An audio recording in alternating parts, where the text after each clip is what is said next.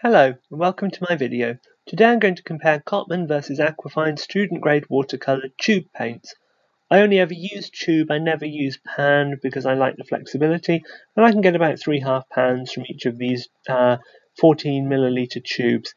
I use professional grade most of the time, but for practicing new techniques and just sort of playing, I flip between Aquafine here and Cotman. Just ignore that gouache on the right, that's for a different video.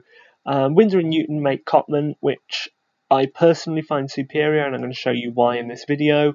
And Daler and Rowney make Aquafine. I don't think you can get Aquafine watercolours in the USA too easily, certainly not in tube format from what I hear from my friends. They dry pretty well into pans like this, but you do need to mix both manufacturers with glycerol. So I have here gamboge, lemon yellow, yellow ochre, indigo, cerulean, cadmium red deep, a permanent rose, rose madder, lamp black, and Chinese white, and that's a mixture of the two different brands. I don't really keep them in separate palettes, but I have a lot more red and yellow in this palette than I do blue. This is not my standard palette, this is my kind of extra colours palette, and what I did is mix a single drop of glycerol with a cocktail stick into each of these colours, and then left them for about 3 days in a cool room to dry down. And just to show you what happens if you don't add glycerol, you can see that they crack like crazy and fall out of the pans. The red second from the right is a red from the Cotman range, which didn't crack too badly, but the others have all cracked disastrously. So the importance of the glycerol is paramount with student grade paints, and I will be doing a separate video on how to make those pans and how to add the glycerol to them. So I will be covering that later. What I'm going to compare today are two fairly identical paints. They are Mauve from Aquafine on the left and Dioxazine Purple on the right from Cotman. Now these are both actually identical. They're both single pigment paints that use PV28, which is Dioxazine Violet. There is a Mauve from Cotman, but it does not contain a single pigment. It's a dual pigment paint, so don't get them confused. You can see the price point, which is my local art shop's price point in the United Kingdom, is fairly similar between them. It's just over $3 if you're in the USA, or €3 if you're in Europe. Whilst Aquafine is cheaper, I think for the sake of 15 pence, it's false economy really, and one should go with the better quality one.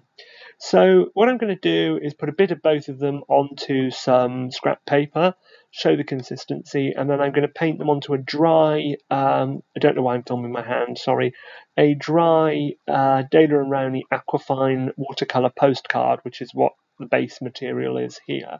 I'm going to paint the dry using a water brush, nice and simple, just so that I can show you what the pigment loads are like, remembering that in terms of pigment, these two paints are identical, they have the same pigment.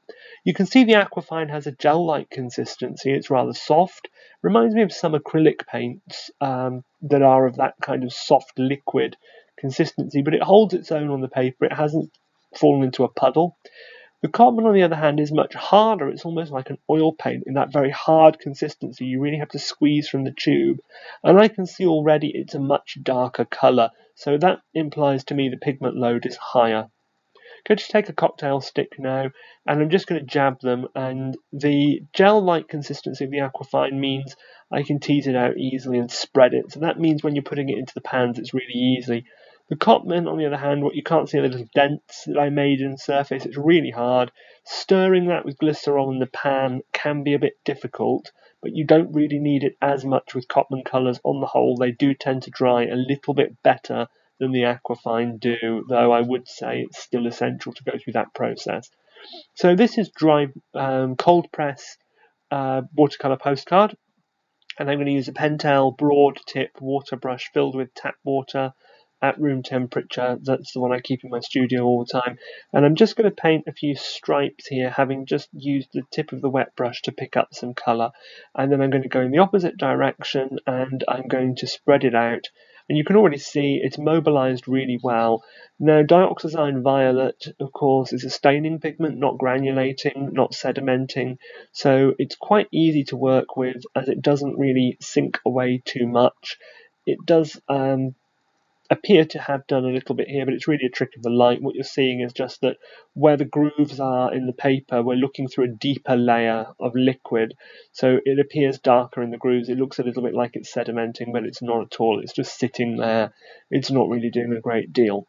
Now what I'm going to do is I'm just wiping off camera the end of the water brush, and I'm going to come back.